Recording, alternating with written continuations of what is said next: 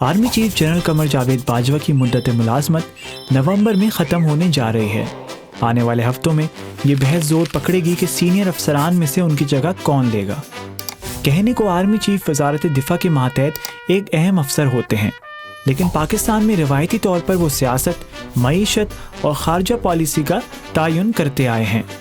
یوں یہ سرکاری تعیناتی ملک کی قسمت کے لیے غیر معمولی اہمیت اختیار کر جاتی ہے، اور اسی لیے اس طاقتور عہدے کے لیے زبردست لابنگ ہوتی ہے۔ تو سوال یہ ہے کہ آرمی چیف کے تقرر کا فیصلہ کیسے ہوتا ہے اور کون کرتا ہے؟ آئین پاکستان کے مطابق آرمی چیف کی تعیناتی وزیر اعظم کی سفارش پر صدر پاکستان کرتے ہیں۔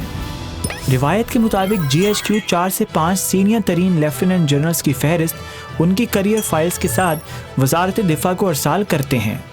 وزارت دفاع یہ فہرست وزیر اعظم کو پیش کر دیتی ہے، جس کے بعد وزیر اعظم چاہیں تو اس معاملے پر کابینہ میں مشاورت کریں یا پھر اپنے قریبی رفقا سے رائے طلب کریں۔ عام طور پر وزرائے اعظم یہ فیصلہ خفیہ اور غیر رسمی مشاورت کے بعد کرتے آئے ہیں۔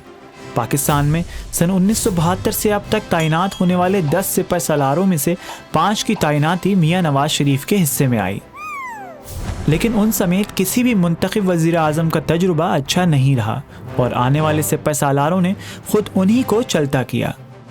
ملک میں سول ملٹری کے بگڑے توازن کو دیکھتے ہوئے اس بار بھی کوئی گارنٹی نہیں کہ شہباز شریف حکومت کے نئے سپہ سالار ماضی کی روایت کو توڑیں گے یا تاریخ اپنے آپ کو پھر دہرائے گی۔